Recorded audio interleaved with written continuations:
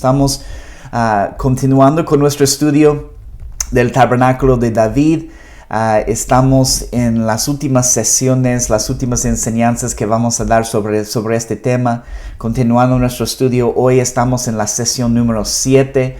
Vamos a tener una sesión más en la próxima semana para terminar todo este estudio, lo que hemos estado viendo en esta semana sobre el tabernáculo de David.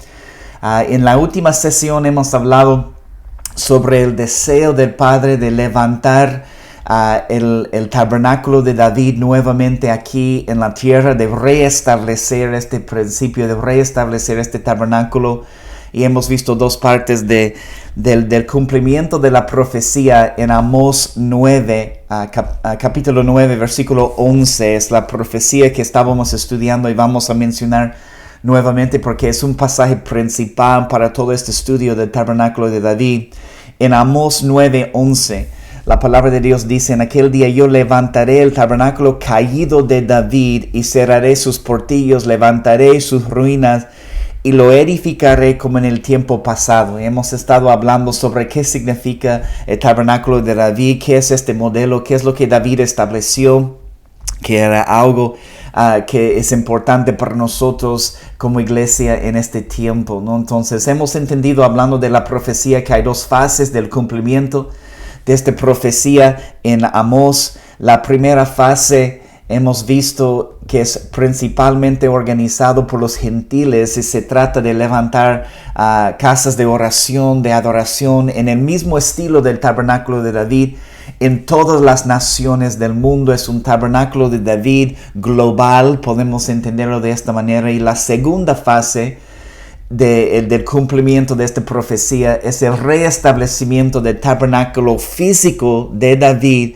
sobre el monte de Sión en Jerusalén. Entonces vamos a ver el cumplimiento, una casa, un lugar, un templo con Jesús en el medio, con Jesús reinando, sentado sobre su trono, físicamente en la tierra, nuevamente reinando como Rey de Reyes. Y esa es la segunda fase. Y todo lo que estamos haciendo en esta primera fase de levantar oración, de levantar adoración, estamos preparando el camino para que Jesús pueda venir y reinar nuevamente. Estamos preparando la tierra. Entonces habrá un tabernáculo establecido nuevamente en lo natural, en Sión, donde Jesús estará en el medio, sentado sobre su trono, gobernando todas las naciones como Rey de Reyes. Entonces, eso es lo que hemos visto un poco en la última sesión, solo para darte un resumen de lo que hemos hablado en la sesión 6. Pero hoy en la sesión 7 queremos hablar un poco más al final sobre el concilio de Jerusalén que hemos visto en Hechos capítulo 15. Pero más que todo, quiero hacer un estudio, quiero hablar un poco en esta sesión sobre la diferencia que encontramos entre el templo y entre la sinagoga. Y también quiero llevarnos al libro de Hechos para ver un poco del ejemplo de la iglesia en Antioquía, porque sirve como modelo, sirve como ejemplo para nosotros hoy en día. Entonces, cuando hablamos sobre la iglesia en el Nuevo Testamento, es muy importante entender el contexto, entender de dónde estaban viniendo los discípulos y cuál era su experiencia en las sinagogas, en el templo en aquellos días. Entonces queremos entender un poco de este contexto para entender por qué es tan importante el modelo del tabernáculo de David. Queremos comprender un poco sobre la vida de un judío en el primer siglo. Y este contexto nos ayuda a entender las diferencias y las diferentes reuniones que ellos tenían en aquellos tiempos, ¿no? Porque tenían en el contexto la experiencia del templo, de la sinagoga. Entonces, queremos empezar en esta primera parte hablando sobre estas dos cosas. Entonces, había dos lugares principales donde se reunían en el primer siglo, la sinagoga y el templo. Y para darte algunos datos, el templo fue destruido por Babilonia en el año como 600 antes de Jesús. El templo es destruido. Entonces la nación de Israel entra en un tiempo de cautiverio en Babilonia. Tal vez he escuchado de lo que pasó, pero en su historia en Israel ellos entraron en un tiempo de cautiverio. En aquel tiempo, porque el templo ha sido destruido, en aquel tiempo no tenían un lugar central para reunirse. Entonces, en el tiempo del cautiverio en Babilonia, se establecen lo que es conocido como las sinagogas. Y cada sinagoga fue construida en un lugar alrededor de un grupo, normalmente de un grupo de casas o varias familias, para que estas familias tendrían un lugar donde podían reunirse, donde podían caminar en el día de Sabbat. Tenían que caminar en ese día de Sabbat para reunirse entre familias, entre casas. Entonces han construido, en este tiempo de cautiverio se levanta este modelo de la sinagoga. El modelo de la sinagoga fue establecido para ser un lugar donde los judíos podían continuar con su cultura, con su religión en aquel tiempo, empezando en aquel tiempo de cautiverio, porque no había el templo, porque ha sido destruido. Entonces en el tiempo de cautiverio necesitaban una manera por la cual podían continuar las prácticas de su cultura, las prácticas de la religión. Y la respuesta para ellos fue la sinagoga. Entonces en la sinagoga hubo una mezcla de adoración, de oración, enseñanza, leían la Torá. La Torá, que es la ley de Moisés, los 5 libros de la Biblia que nosotros tenemos. Entonces, una mezcla de todo eso estaba sucediendo en la sinagoga. Otro dato interesante, diferencia entre el templo y la sinagoga. La sinagoga no tenían el arca del pacto. Entonces, ¿qué representa el arca del pacto? Representa la gloria de Dios. Entonces, la sinagoga no tenían la gloria de Dios habitando en medio del lugar. No tenía el arca del pacto. Hemos hablado en otra sesión sobre el deseo de Dios de habitar en medio de su pueblo. Entonces, hasta que Jesús venga y tenemos el arca, la gloria de Dios, la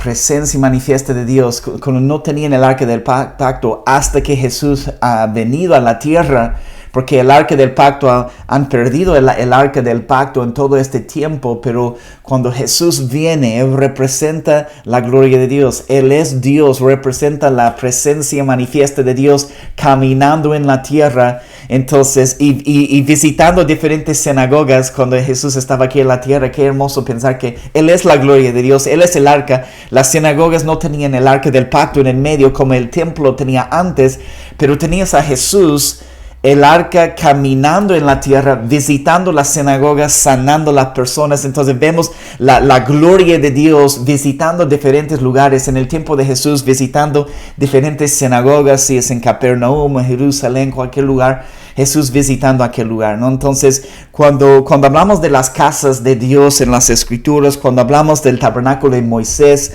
cuando hablamos del tabernáculo de David, cuando hablamos del templo de Salomón, la gloria de Dios estaba habitando en medio del pueblo, estaba habitando en medio del lugar representado en el arca del pacto. Entonces, el sistema de la sinagoga que se levantó en el tiempo de cautiverio, por necesidad en realidad, porque no podían reunirse en el templo, no tenían el templo.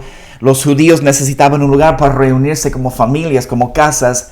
Entonces el sistema de la sinagoga estaba funcionando como un lugar donde los judíos podían seguir, como les dije, practicando la cultura, practicando la religión de ser judíos en medio del cautiverio. Entonces cualquier persona interesante podía entrar en la sinagoga judío para leer la Torá. Entonces, por esta razón, vemos a Jesús entrar en la sinagoga también, leer la Torá, y como sucede en las Escrituras, y él, cuando él entra y lee, declara que este versículo está hablando de él. Por esta razón, los fariseos empezaron a enojarse contra Jesús, porque él estaba hablando como Dios, como él es el Hijo de Dios, y él declaró, este pasaje, esta profecía está hablando de mí. Y por esta razón, pero él entró y leyó la Torá también, y eso es algo hermoso. Pero Jesús y los discípulos en el primer siglo aprovecharon de eso, en las sinagogas, el hecho de que cualquier persona podía leer y comentar ellos aprovecharon de eso para poder extender el mensaje del Evangelio. Vemos mucho que sucede. Sabemos que el apóstol Pablo, por ejemplo, utilizó esta estrategia también de entrar en las sinagogas, empezar a comentar, empezar a enseñar, empezar a extender el mensaje del Evangelio, ¿no? Entonces ese es un poco sobre el modelo de la sinagoga. También habían 3 momentos de oración cada día en la sinagoga: en la mañana, también en la tarde, entre 12 a 3 de la tarde, a las 6 de la tarde también horas de oración.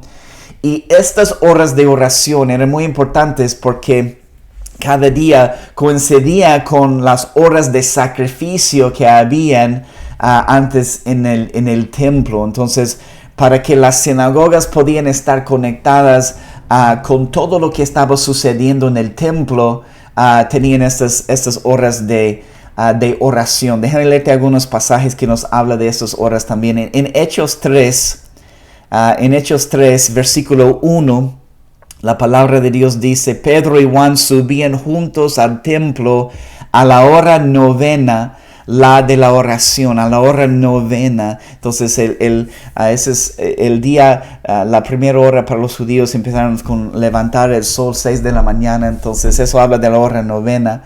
En Hechos 2:15 dice, cuando es el día de Pentecostés, en Hechos 2:15 dice: porque estos no están ebrios como vosotros suponéis, puesto que es la hora tercera del día, 9 de la mañana básicamente. Entonces es la hora tercera del día. El Espíritu Santo es derramado en el día de Pentecostés. En la misma hora, qué interesante, en la misma hora, en este tiempo de fiesta, en la misma hora cuando otros estaban reunidos para la hora de oración en el templo, en las sinagogas, el Espíritu Santo es derramado en la tercera hora, en el día de Pentecostés. También Marcos 15:25, hablando de cuando Jesús fue crucificado, dice: era la hora tercera cuando le crucificaron, hablando de las 9 de la mañana. Entonces Jesús también fue crucificado en la misma hora del sacrificio de la mañana en el templo. Y sabemos que Él es nuestro Cordero, es nuestro sacrificio, murió por nosotros, por salvarnos. Entonces, una vez más, considerando la diferencia, solo quiero darles algunos datos porque es interesante entender el sistema de la sinagoga, el sistema del templo y también lo que estamos estudiando del tabernáculo de David, para entender qué es lo que Dios quiere de nosotros hoy en día como cristianos, como creyentes. Entonces, una vez más, considerando las diferencias, las sinagogas y el templo, la sinagoga era un ambiente de enseñanza. Entonces podemos ver como las congregaciones, las iglesias locales hoy en día reflejan este modelo de la sinagoga. El templo era el lugar central de adoración para toda la nación. Entonces solo había un templo, pero había muchas sinagogas. Entonces el templo era el lugar donde hacían los sacrificios, también era el lugar donde Dios quería que tengan oración, adoración día y noche. Dios estableció oración y adoración continua en el tabernáculo de David. Es lo que estamos estudiando 24/7 en este estudio que estamos hablando sobre el tabernáculo de David. Pero en un momento olvidaron esos principios en el templo, y por esta razón que Jesús fue y evocó las mesas en el Nuevo Testamento, en el templo, en el atrio de los gentiles, y dijo: mi casa será llamada casa de oración para todos los pueblos. Entonces el templo era conocido como el lugar donde tenemos que ir para ministrarle al Señor, donde la presencia de Dios está habitando.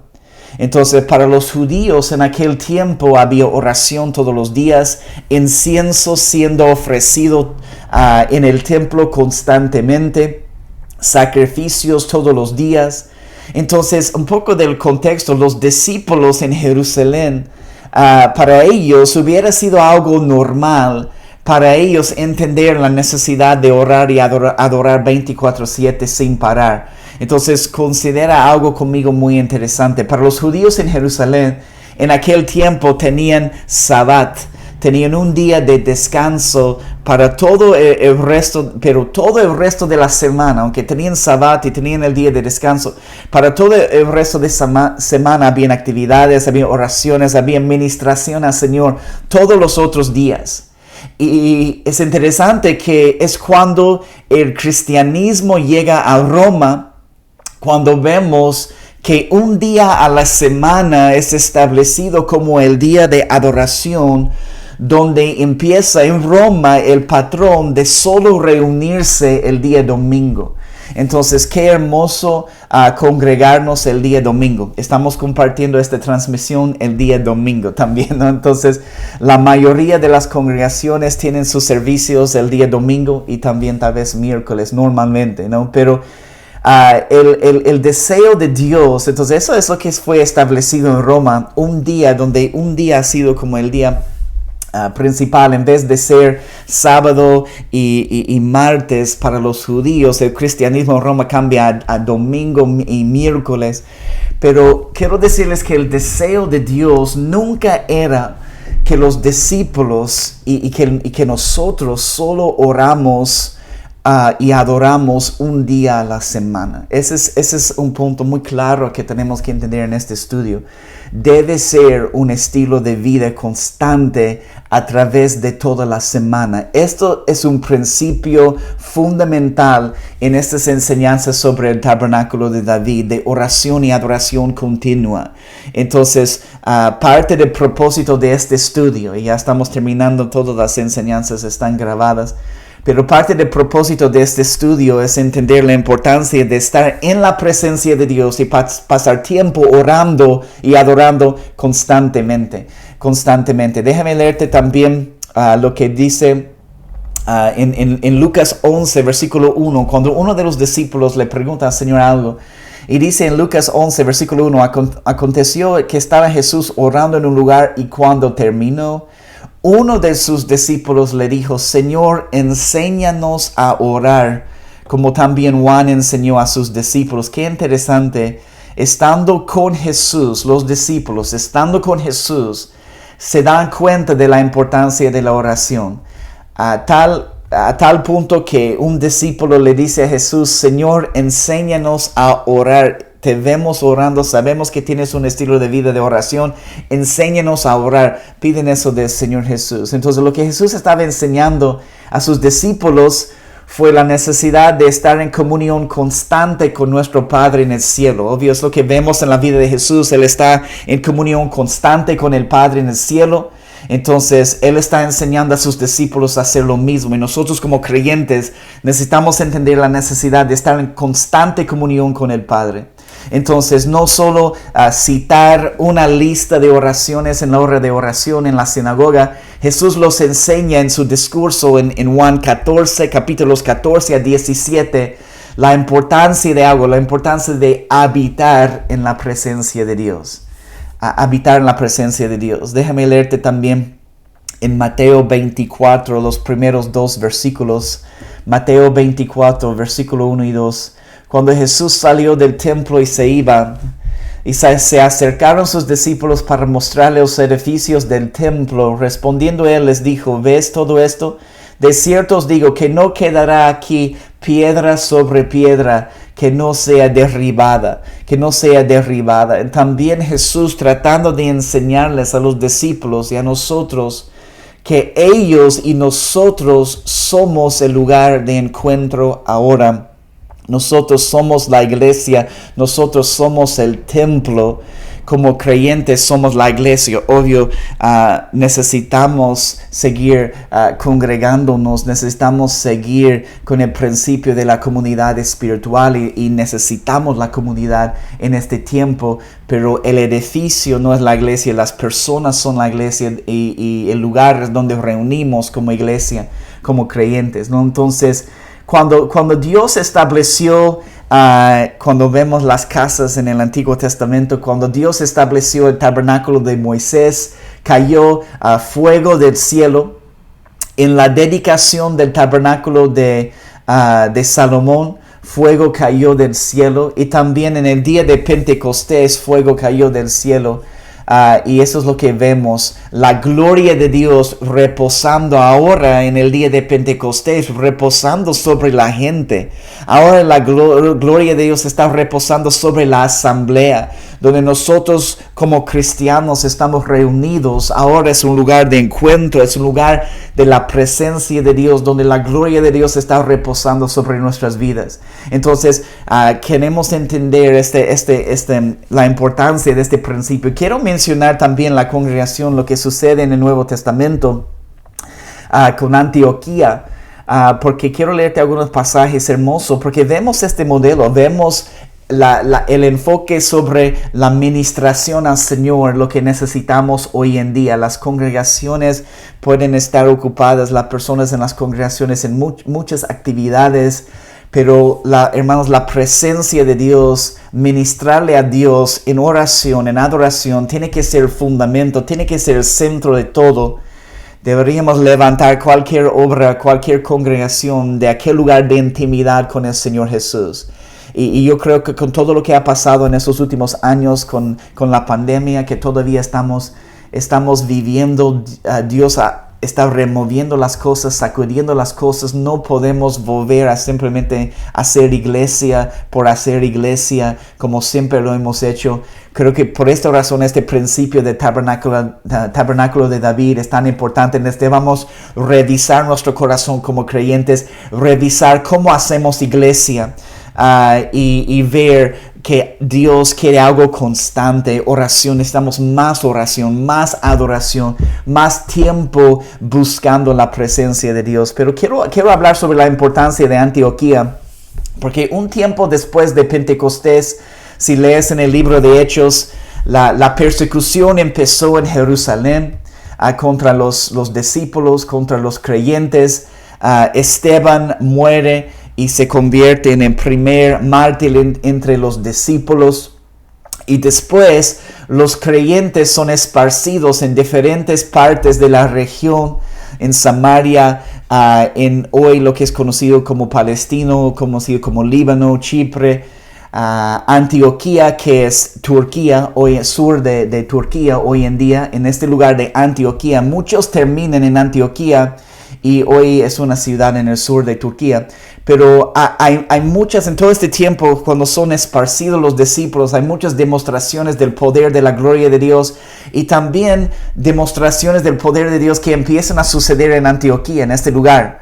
¿Y qué pasa? Los ancianos de la iglesia en Jerusalén escuchan de este poder y quieren saber más sobre lo que está pasando. Entonces envían a Bernabé a Antioquía. Y puedes leer en el capítulo 11 de Hechos.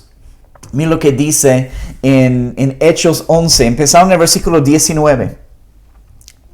Leemos rápidamente hasta el versículo 26, pero Hechos 11, empezando en el versículo 19. Ahora bien, los que habían sido esparcidos, mira eso, los que habían sido esparcidos a causa de la persecución que hubo con motivo de Esteban, pasaron hasta Fenicia, Chipre, Antioquía, no hablando a nadie la palabra, sino solo a los judíos. Pero habían entre ellos unos varones de Chipre y de Cirene, los cuales cuando entraron en Antioquía, estamos hablando de este ejemplo de lo que pasó en Antioquía, cuando entraron en Antioquía, hablaron también a los griegos, anunciando el evangelio del Señor Jesús, y la mano del Señor estaba sobre ellos, y gran número creyó y se convirtió al Señor. Llegó la noticia de estas cosas a oídos de la iglesia que estaba en Jerusalén y enviaron a Bernabé que fuese hasta Antioquía. Cuando llegó y vio la gracia de Dios, se regocijó y exhortó a todos que con propósito de corazón permaneciesen fieles al Señor, porque era varón bueno, lleno del Espíritu Santo y de fe, y una gran multitud fue agregada al Señor. Después fue Bernabé a Tarso para buscar a Saulo, y hallándole le trajo a Antioquía. Mire eso, Bernabé va a Antioquía y empieza a moverse más el poder, la gloria de Dios. Y él dice, no, yo tengo que encontrar a Saulo, necesito encontrar a Pablo. Y él fue a Tarso para buscar a Saulo, y hallándole le trajo a Antioquía. Y déjame seguir leyendo el versículo 26. Y se congregaron allí todo un año con la iglesia, Bernabé y Pablo, y enseñaron a mucha gente, y los discípulos se les llamó cristianos por primera vez en Antioquía. Se quedan allí un año, Bernabé y Pablo, en Antioquía, y la congregación en Antioquía se convierte en el modelo para las congregaciones en el Nuevo Testamento, porque después de estar en Antioquía, Pablo sigue viajando, plantando congregaciones en diferentes lugares. Pablo fue enviado de Antioquía y Pablo está reproduciendo lo que tenía en Antioquía en otras ciudades. Miren lo que dicen en Hechos capítulo 13, saltamos al capítulo 13. Los primeros 3 versículos. Eso es hermoso lo que sucede en Antioquía. Es un modelo para nosotros poner la presencia de Dios en el centro de todo. Ministrarle al Señor y de aquel lugar de intimidad con el Señor Dios hace su obra. En Hechos capítulo 13, los primeros 3 versículos. Había entonces en la iglesia que estaba en Antioquía profetas y maestros. Bernabé, Simón el que se llama Níger, Lucio de Cirene, Manean el que se había criado junto con Herodes el tetrarca, y Saulo. Y mira el versículo 2, ministrando ellos al Señor y ayunando. Subraya eso si tienes tu Biblia abierta en Hechos capítulo 13. Subraya, ministrando estos al Señor y ayunando, porque ese es el propósito de este modelo de tabernáculo de David, de ministrar al Señor, de poner el énfasis sobre la presencia de Dios, de ministrar al Señor en oración, en adoración, ministrando esos al Señor y ayunando. Vemos la importancia del ayuno. Dijo el Espíritu Santo, apartadme a Bernabé y a Saulo para la obra que los he llamado. Entonces, habiendo ayunado y orado, les impusieron las manos y los despidieron. Entonces, qué hermosa frase, ministrando estos al Señor. La palabra ministrando en el griego es la palabra donde tenemos la palabra liturgia, la administración. Es una palabra que hablaba de las actividades de los que realizaron los sacerdotes en el templo. Entonces está hablando de esas actividades, del hecho de ministrarle al Señor. Y está hablando de un estilo de vida, ministrando al Señor constantemente. ¿No? Entonces hay algo hermoso que sucede en Antioquía y en este ejemplo de esta congregación. Quiero leerles una parte, unas frases de un libro que fue escrito por Samuel Whitfield. El libro en español se llama El discipulado empieza con contemplar. Hablando de cómo el discipulado se trata de contemplar el rostro y la gloria de Dios. Y él escribe y menciona este ejemplo de Antioquía. Tengo la referencia aquí en inglés, pero voy a traducirlo en este momento para ustedes. Y lo que él dice en su libro, el discípulo se trata de contemplar el rostro del Señor Jesús. Dice, la iglesia en Antioquía fue un templo, pero algo mucho más específico. La iglesia en Antioquía fue una expresión del tabernáculo de David. David estableció el cantar como una parte principal del ministerio en el templo, y eso se quedó hasta el tiempo de los apóstoles. La iglesia en Antioquía hizo muchas cosas.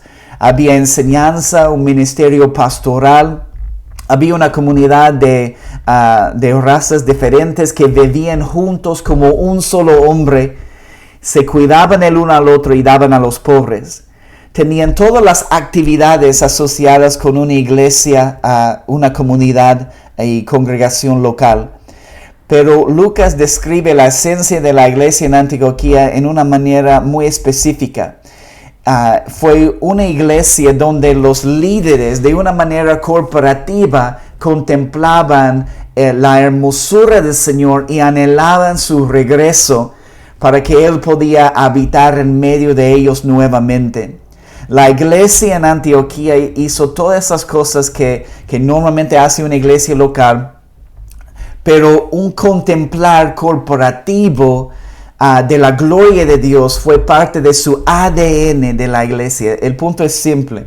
Y la pregunta para nosotros, si lo que nosotros hacemos en las congregaciones muestra los mismos valores de Antioquía, muestra los mismos valores del tabernáculo de David, empezamos como fundamento de las congregaciones hoy en día, empezamos con un contemplar corporativo de la gloria de Dios como fundamento de la congregación, es una pregunta.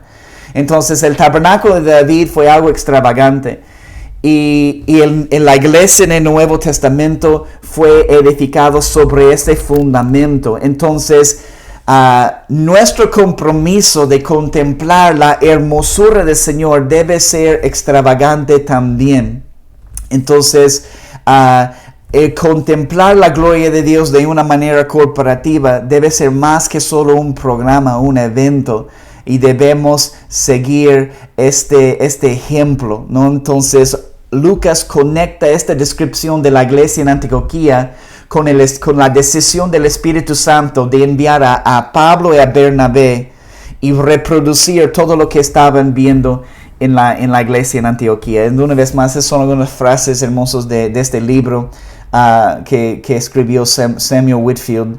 Hablando sobre el discipulado, empieza cuando empezamos a contemplar la gloria de Dios, ¿no? Entonces, ahora algo está sucediendo en el Nuevo Testamento. La gloria de Dios está habitando en medio de la asamblea, en medio del pueblo de Dios. Y como les dije, todo ministerio debe fluir de la ministración al Señor que está sucediendo en medio del pueblo de Dios. Todo lo que hacemos fluye de los tiempos de intimidad que pasamos en la presencia y la gloria de Dios. Esa es la verdad para nosotros. Todo lo que tú haces, todo servicio a la casa de Dios, al mundo, cualquier evangelismo, cualquier ministración va a fluir de tu tiempo personal en la presencia de Dios, en la gloria de Dios. Entonces, cuando pensamos en el ejemplo de la congregación en Antioquía, debemos levantar obras y congregaciones siguiendo este modelo. Es un modelo que fue establecido en el tabernáculo de David con la presencia de Dios como el enfoque de todo, ministrando al Señor como la prioridad. Y debemos organizar y levantar nuestra familia espiritual en el lugar donde tú estás. Debemos levantar nuestra familia espiritual alrededor de tiempos de oración y adoración en la presencia de Dios.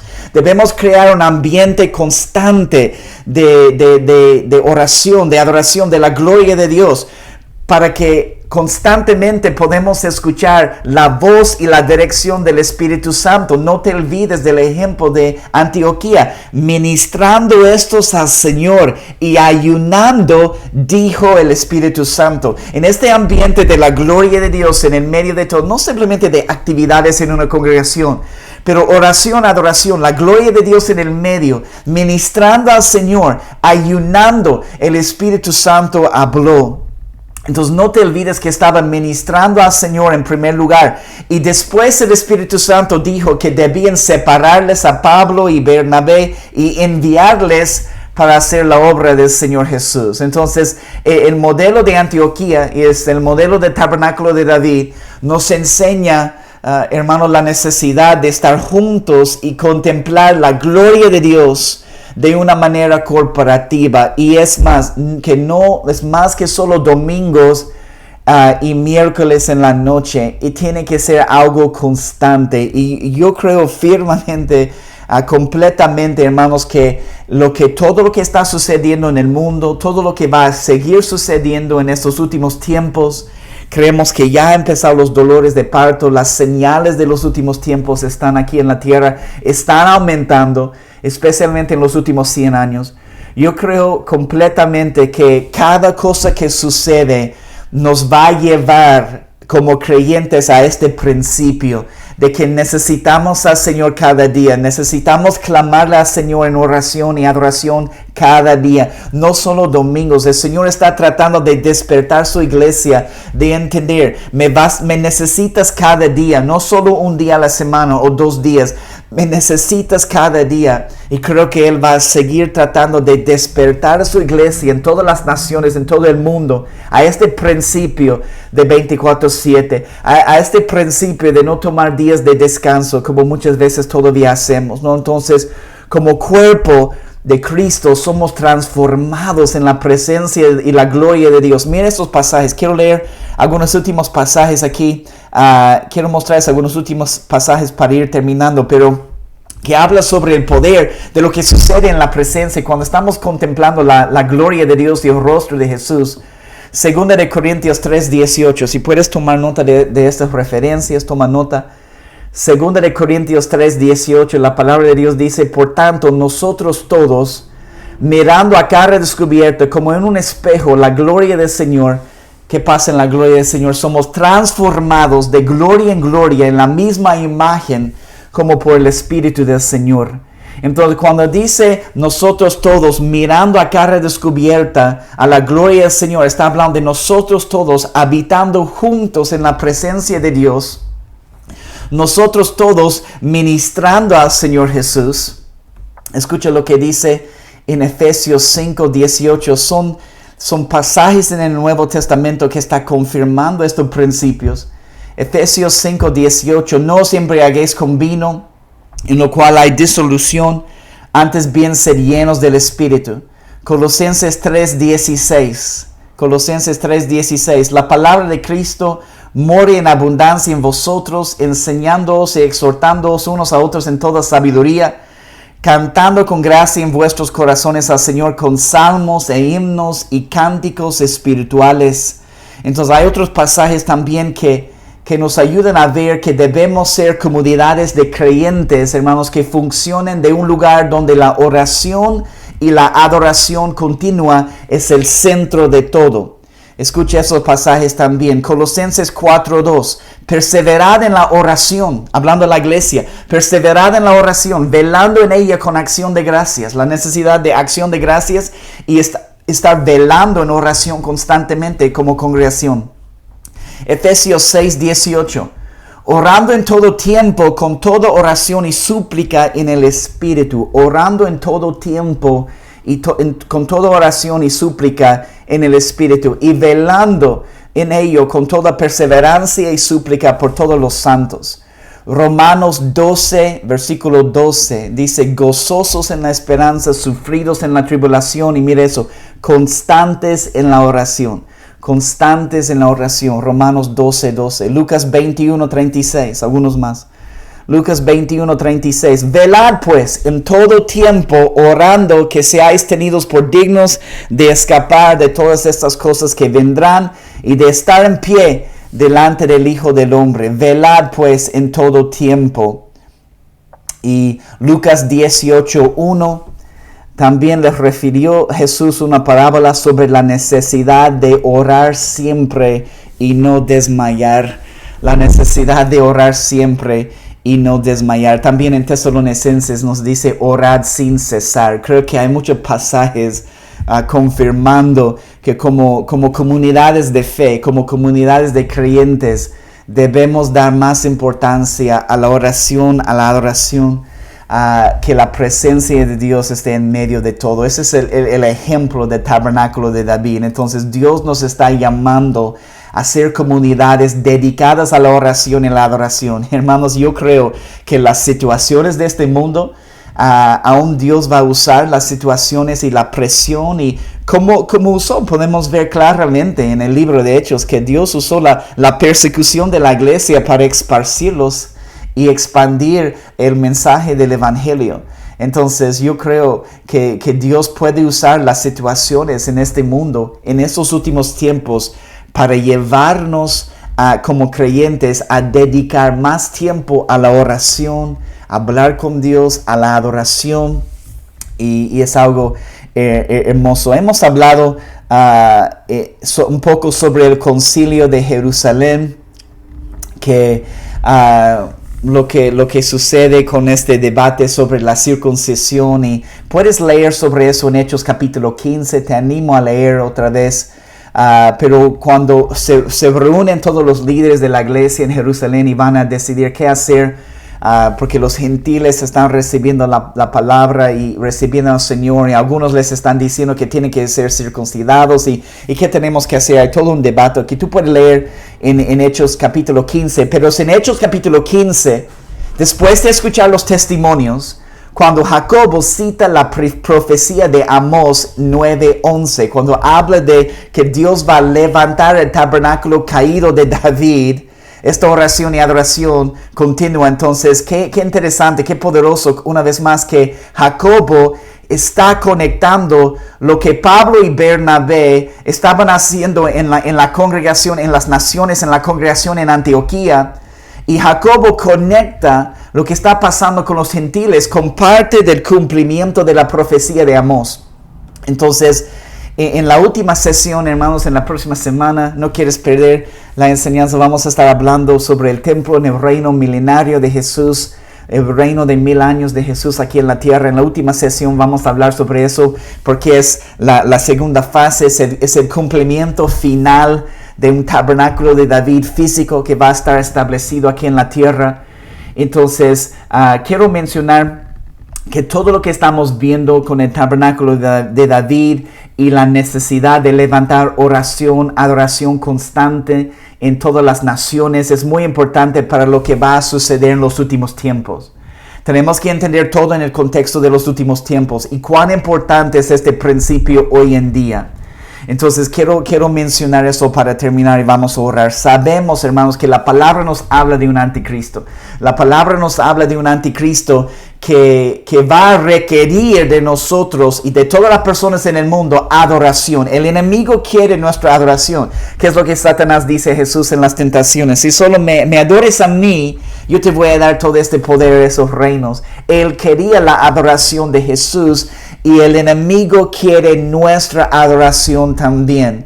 Entonces quiero decirte que en los últimos tiempos será una batalla de adoración. Si vamos a adorar al enemigo, si vamos a adorar al anticristo, si vamos a adorar a Satanás, o si vamos a mantenernos firmes adorando al Señor Jesús. Porque sabemos que el anticristo va a requerir adoración de todas las naciones de la tierra. En Apocalipsis 13, 16 a 17, dice aquí, habla, y hacía que a todos, pequeños y grandes, ricos y pobres, Apocalipsis 13, versículo 16, libres y esclavos, se les pusiese una marca en la mano derecha o en la frente. Y dice versículo 17, y que ninguno pudiese comprar ni vender, sino el que tuviese la marca o en el nombre de la bestia, o el número de su nombre, ¿no? Entonces, este mover, en los últimos tiempos vamos a ver, este mover de adoración para el anticristo será como una oposición para toda la adoración para Jesús que está siendo levantada en este tabernáculo global de adoración en todas las naciones. Hemos visto la primera fase, es un tabernáculo global de David en todas las naciones. ¿Qué estamos haciendo? Orando, adorando a Jesús. Estamos adorándolo.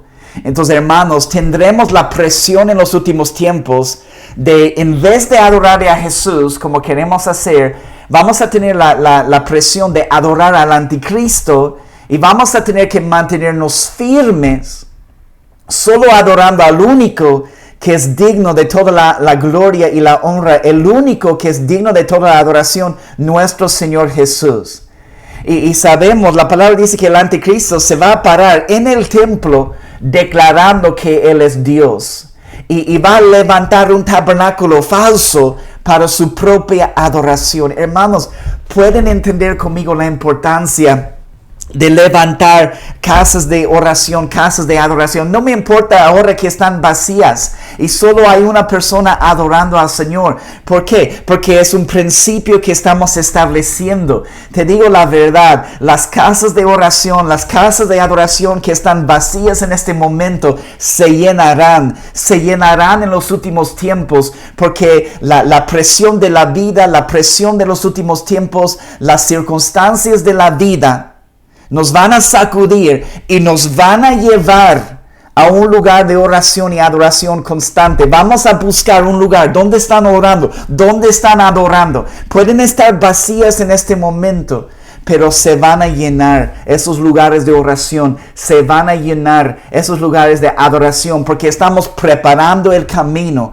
Tenemos que adorarle al Señor Jesús y a nadie más. Y eso va a ser la prueba de los últimos tiempos, ¿no? Entonces, en 2 de Tesalonicenses 2, déjame leerte 2 pasajes más y voy a orar y terminamos este tiempo. Pero 2 de Tesalonicenses 2, 3 y 4 dice: nadie os engañe en ninguna manera, porque no vendrá sin que antes venga la apostasía y se manifieste el hombre del pecado, hablando de los últimos tiempos, hablando del anticristo, y se manifieste el hombre de pecado, el hombre de perdición, el cual se opone y se levanta contra todo lo que se llama Dios o es objeto de culto, tanto que se sienta en el templo de Dios como Dios, haciéndose pasar por Dios. Eso es lo que viene, una oposición, una adoración al enemigo que se va a levantar en contra de la adoración que nosotros damos al Señor Jesús. Hermanos, espero que podamos entender ahora. No es tiempo para esperar. Tenemos que entender la necesidad de oración y adoración constante ahora, preparando el camino.